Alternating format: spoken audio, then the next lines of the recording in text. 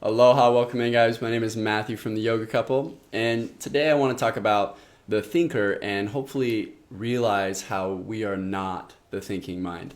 So to start, let's kind of take a moment and think about how circumstances can completely control and change our mood from time to time, right? It seems like it's always the external world that is triggering us to think a certain way or feel a certain way, and it seems like our mind is just kind of always all over the place, right? And we have these emotions. We react to our external circumstances because after all, we are our thoughts, right? Like everything, my irritation and my thoughts and judgments about my situation and my circumstances control my mood, and because it's me, right? But if we look really, a little deeper into this and we look further into this, we'll see that this actually is not the case. And it's really fascinating to have not only the spiritual wisdom, maybe if you've been studying spirituality for a while, you've heard this perhaps, that, you're not your ego or you're not your mind or the thinker, things like that. But I also want to bring in science and show how this has also been proven, from a scientific standpoint. So to start, let's look at biology.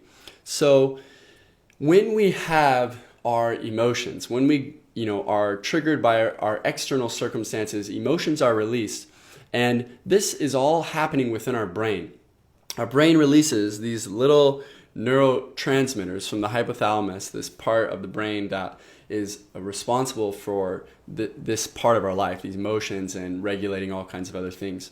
But these neurotransmitters have the ability to give us happiness. They maybe make us stressed out. They can make us angry. They run the gamut, right, of all our emotions. So when we are going through an emotion or a thought, right, because our thoughts and emotions are very connected, we realize that neurotransmitters are actually being released.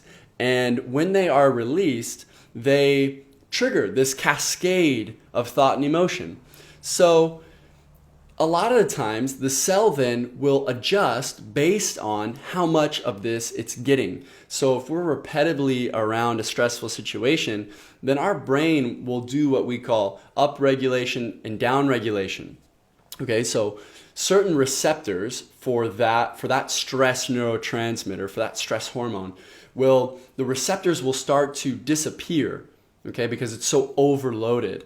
What that means that for the body to get that same feeling, that same rush or adrenaline or hit, that means it has to get that much more. Okay, so this is the basis of addiction, is your brain is adjusting to how much stimulus we're giving it. And so this is all fine and dandy, it's an adaptation skill. This helped us survive. But what happens is how this brings us suffering is that eventually then these neurotransmitters can actually be running us. They are actually in need of a fix, because what the cells will do is they will start to replace other cell functions with the desire for these neurotransmitters. In a sense, the cell becomes addicted to the neurotransmitters because it always needs more and more of it to get the same stimulus. And so our body's adaptation is, in a sense, leading us into emotional addictions without us really knowing it. So this is the first big thing about the thinker. So thoughts can be used to trigger neurotransmitters just as much as circumstances can. The brain doesn't know the difference between what's reality and what's in our heads. The brain does not understand the difference between imagination or a memory. This is my easiest way of pointing this out to you. When you have a memory, you can still bring up all these emotions, right? Well, why? It's gone. It's not actually happening, right? There's no actual event, but yet we feel the pain or the joy or whatever the emotion of the memory brought us. We feel it again, right? So why is this? It's because the brain doesn't know the difference, and it will release these neurotransmitters and cause us to think and feel a certain way. So if our body is doing this all the time, that means that a lot of the times what we think and feel was actually predetermined in a sense. It was our body was wanting it, and it drove us towards that. Whether conscious or subconsciously, we seek out then experiences and events that will trigger the release of certain neurotransmitters that our body is craving. So this is the first really fascinating, like, big step back, because we start to realize that, are we really in control then of our thought and emotional state? So this is the first kind of like, this is interesting, but we're going to keep going.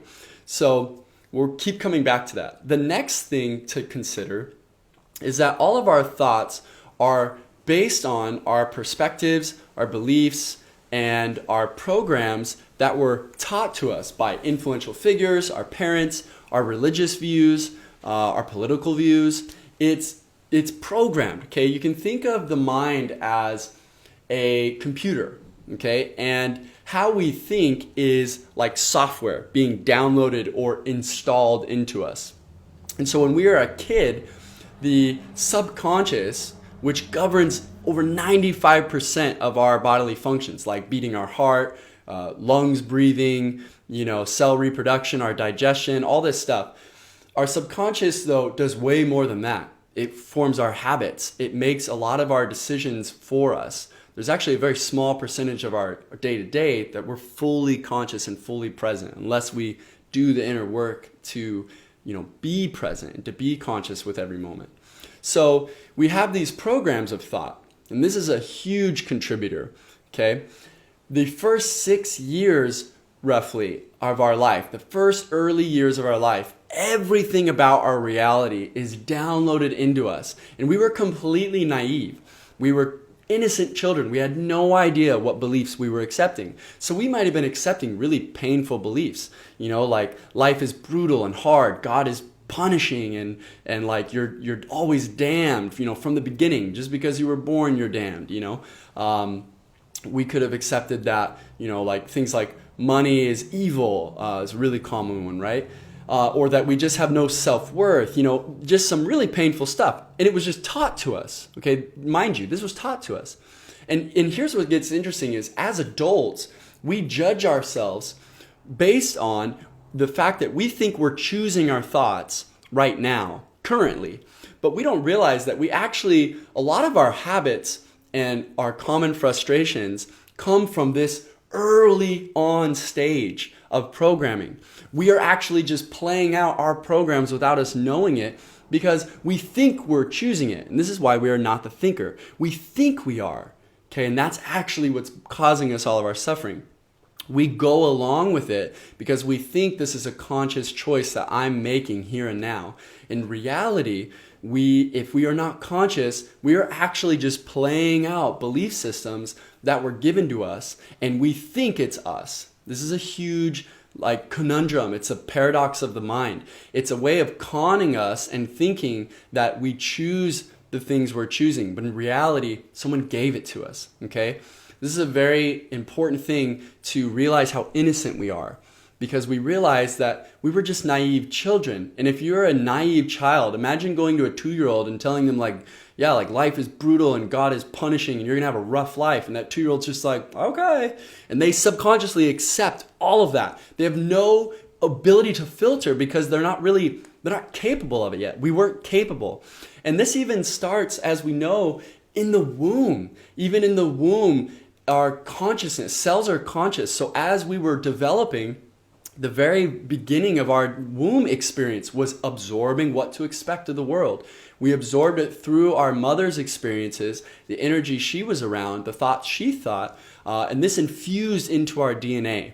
Okay, and this brought us forth into the world with some pre-programs already from her and her experience. And then, like I said, those first early years of our life continuing to program us. These programs then go into making all of our thoughts. Okay, if I, for example, am taught to, let's say I'm taught that life is really brutal and painful and I'm beaten as a child, or I grow up with really atrocious things happening around me, like murder or rape or something. I grow up thinking that is reality. And because after all, it's in my experience, right? But more importantly, internally, I internalize this and I therefore project it into the world as the cause of all this suffering. And so instead of looking within, I believe this, and then I usually am going to perpetuate it. So I'm going to perpetuate this experience because after all, it is my reality. And this is why it's so important to realize how innocent we all are, because we just don't know. We don't know there's a different way. We think it's us, but it's not. We think that there's no other way. We think that this is just the way I am. We don't understand the functions of the mind. We don't understand the programming of the mind. And we don't see that in reality, this was all absorbed. It was unconscious. We weren't aware of it. And yet we guilt ourselves and we believe it. We think that it's us. Okay. And it's really important to make the distinction. Okay. There's times when we are very concentrated and our will is involved. And that is when we're using the mind appropriately. The mind at that point is a servant. Okay. The mind is a wonderful servant, but a terrible master. And so in those instances, when we are concentrated, when we are contemplating something, these are when we are stepping into our willpower and are making a conscious choice. We are reprogramming in a sense. Okay? But that's just such a small percentage of our day. Think about how many random thoughts you have, how many flashbacks, memories, replayed conversations. Think about all the things that goes through your mind throughout your day, and just think about how much that can control your mood. A string of bad thoughts can really put us in it can really damp our mood, right? And a continuous flow of negative thoughts can create a very intense negative habitual state for our entire body. Now, to tie back into what we just said, remember, the biology is involved too. So you got these neurotransmitters forming addictions to negativity, or forming addictions to stress, or to violence, or to judgment, or to pain, okay, or to low self-esteem. Our brain becomes addicted to those things. So you got this so much working against us. And that's why, again, the reason why I'm pointing this out is because we have to be compassionate. We have to understand what is really happening in humanity, in society. When we see rough things, we have to just know that it's not personal. Okay, we didn't choose this. We didn't choose, I don't know about you, but I don't remember choosing, my parents and to be born into this life. I don't remember any of that. And so I also don't remember choosing those first few years of my life. I don't remember sitting there being like, I don't accept this belief system. I will accept this one, right? Like, it was just unconditional. We just absorbed. Okay, so we're already starting to get the picture here. It's a lot working against us, right? But it's okay, because if we know all of this, it's going to change everything. The next big thing we can talk about is the subconscious. Let's go into that a little bit further. So the subconscious then governs the majority of our waking life. And it is comprised of all of those beliefs we just said. And the only thing really that I think we didn't cover is just to kind of reiterate that ultimately the subconscious is going to seek out those reinforcement. It's going to seek out reinforcement of those beliefs. This is what's very interesting. It's in a sense trying to protect itself. It's trying to look for validation for its existence or for these beliefs. Because if it can validate it, then it can kind of perpetuate its survival. It can kind of make it feel like it's surviving. This is a remnant of our animal nature. So if it can find validation, which it therefore will seek. So this is an interesting point too, is if we believe the world is negative and we have a negative perspective or a stress perspective, our subconscious seeks out validation for that belief, which again is kind of working against us, right? So becoming aware of this, though, changes it, because up till now, you didn't realize that all this was happening because we think we're the thinker. We believe all of this. We think it's us. And because we think it's us, we perpetuate our self-guilt. We perpetuate our judgment. And we perpetuate the beliefs because we are keeping them there. We don't realize that there's another way unless someone points it out, unless we wake up, as they say. The next couple things that are just real easy ones is the food we eat.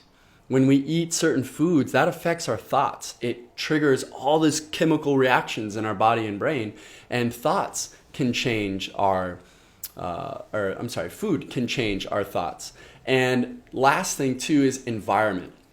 So environment obviously can have a huge impact on our thoughts if we're not paying attention. All of this is assuming we're not present, okay? So it is possible to be in any environment and to have a stable, calm mind, which we're going to get to. But for the most of us, we're just reacting, okay? Most of us, we're just reacting to our environment, and we're not really paying attention to what's happening internally until hopefully now. So, the music we're listening to, the people that are around us, our circumstances, are we at work? Are we at play? Are we in nature? Are we at home? Wherever we are, that also impacts our thoughts. So holy heck, we've got all this coming in. We have all these inputs coming in and things that are trying to create and govern and perpetuate thought, all right? And the biggest issue is when we think it's us, all right? The last thing to cover about the physics of thought is to dive into just a little bit of quantum physics. And what we can realize from quantum physics is the final icing on the cake that thoughts are not personal, okay? Before a thought comes to us, it's floating up in the infinite field, as quantum physics likes to call it. So through many studies, they've realized that before an atom or anything can be said to exist in the place and time that it is, before that, it was in an infinite potential, as in it could have been anywhere in existence, anywhere in the universe. But the moment an observer observes it, it's there. Okay, so when we consciously perceive it, it's there. But before that moment, before we consciously perceive it, it's kind of mind-boggling. But it's perceived now that it was infinite. It's infinite before that. It has infinite potential. And out of this infinite potential, things manifest into physical existence. Okay? Hopefully I'm not losing you here. So let's tie it back into thought. Before thoughts come to us, they're kind of just up in an infinite ocean. Let's think of it that. There's all floating up there. And so just like, oh yeah, thoughts, all these thoughts running around. There's angry thoughts, there's mean thoughts, there's happy thoughts, there's joyful thoughts, there's caring thoughts. All of it's up there.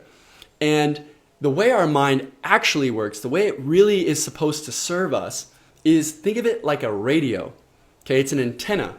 And our mind can be used to receive those thoughts. Just like a radio, you turn it to a frequency and suddenly you start hearing the thoughts or hearing the music, right? So in the same way, the mind, we are all tuned into a thought frequency, or like I like to think of it as like a thought radio station. And let's say you are on the angry station or the irritated station or the stressed station. You are receiving all the thoughts for that. They were all up there and now poof, they found a way to come out. Just like a radio, there's all the stations. They're all bouncing around. They're all available. But I only hear the ones I choose, right? And so if we are not conscious of this concept, then we might be on a frequency or a radio station that we do not want to listen to, right? We might be on the stress radio and we're like, dude, I'm so tired of being stressed. I want to be done with this. And we don't realize how to change the station, okay? And this brings us to our final point. Now, what can we do with all of this? The final thing is the only way to transcend this issue of the mind and the thinker is to become present. Become extremely present with it and witness what is happening. Okay, so what is presence? The easiest way I can point you to discover this and define this for yourself is start to ask yourself, who is listening to the thought? Who is behind the thought? Who's watching it? Okay, it's an easy meditation and a simple mantra is to just think, well, who's listening? Because if I am the thinker, if I'm always, the thinking and the thought, I couldn't perceive a thought. If I am the thought, I can't perceive it, right? There has to be something beyond it that is listening, okay? Like if you were a sound, you can't perceive yourself. We only perceive sound because we are separate from it and we have the background of silence, right? In the same way, thoughts are passing through the silence of our mind, but then something's listening. Something is there. That is much closer to the true you. This is the truth of who we are, beyond the thought. This is a radical shift, okay? Because it separates thought and who we really are. It creates a whole new paradigm of being able to actually exercise control. Because so long as we think we're the thinker, we're never going to change it. We're going to perpetuate our cycles of suffering, and we're going to continue to play along and go from one addiction to the next. Because remember, our brain, all these neurotransmitters are going off, and every once in a while they need a fix again. Oh, I need another hit of stress. Oh, I need a little hit of anger. Oh, go find it for me. Do you see what I'm saying? We will seek out, unknowingly, we will seek out subconsciously looking for emotional fixes. Okay, this is why it seems so tough to stop suffering or to work on ourselves, is because we have all this working against us. And so if we know that, it helps us be so compassionate to ourselves, and just always remembering to just watch, to observe, to separate ourselves from it and exercise our actual power by witnessing thoughts. And the very nature of catching the mind red-handed is very powerful, because what it likes to do, the mind likes to project all the problems coming from the outside world. It's always someone else's problem, or it's your fault that I'm angry, or it's their fault that I'm upset. It wants to create the problem externally so that we don't ever look within. Okay, the greatest enemy will always hide in the last place you would ever look. Okay, and that place is within us. And it's important to realize that this is all happening. And then we can become present and see it for ourselves. See the next time you project the problem externally. Become present and aware that it's happening.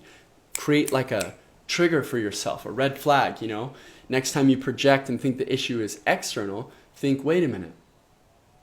Is it actually? Or is the anger coming from inside me as a choice, or the sadness, or the stress, or the whatever it may be? Because if we look at any circumstance from a different perspective, we can usually see how it had nothing to do with the external, and it's always under our control. And that's why this is the most empowering discussion, really, but empowering choice you could ever make, is to transcend this miscalculation of identity. It's just this innocent misunderstanding. We as humans are not really, unless you grew up in a monastery, we've never been taught this. No one ever told us that you are not the thinker. We distinguish ourselves with those times that we're concentrated, and we think, well, I can concentrate. I can choose certain thoughts when I want to. And it's yeah, sure. But the other, 99% of the time, we think we're that too. And we're not. It's just this distinction we haven't been able to make. So we can use our thoughts when we're concentrated, when we're meditated, when we are fully present and aware. We can consciously shift and change our emotional states and our thoughts if we become present that it's even happening in the first place, right? So the biggest tool, to kind of recap, is to think, who is listening? Who is listening? Be with that. Who is listening? And if I am fully aware that I'm listening to thoughts as they come in, as they are downloaded, as they come through the frequency, I can start to become aware of what frequency I'm on, because I can notice the patterns. Am I pretty consistently throughout my day thinking about all the things to be stressed about? Am I only thinking about what's wrong? Or am I always noticing what I'm grateful for? And I'm just I always have thoughts throughout the day that are pointing out oh man, that's really nice. Oh, that's beautiful. What a beautiful day. Oh, that was really nice of that person. Am I always focusing on that?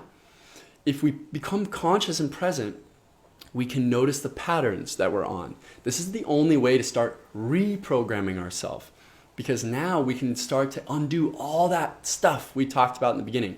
We can retrain the brain. Luckily, the brain is always adapting. So we can get these addictions to go away, because we can, through conscious presence, we can gradually get the brain to, the cell receptors can start to adapt. and they'll come back. The programming can be uprooted, and we can finally put in what we want to do now. As an adult, we can consciously choose our beliefs rather than just accepting what was given to us. We can obviously, be mindful of our food and environment and just understand that they're affecting us. Okay? All right. So I really hope that this gave you some awesome things to think about, if nothing else, and to start pondering, consciously think about. Right? Use concentration, use your will to ponder these things and to discover your true nature. Always asking who's listening, and realize that we are not the thinker. There is something beyond that, and something so much more innocent and true that is much more rewarding and satisfying. It is also more content. It's not perturbed. It's not disturbed from the world. It doesn't have to fluctuate with circumstance. It's more steady and stable. And in a sense, it is the very firm root foundation of our source, our existence of life. Find that. Go beyond the thought, beyond the thinker, and realize the truth of who we really are. Namaste, guys.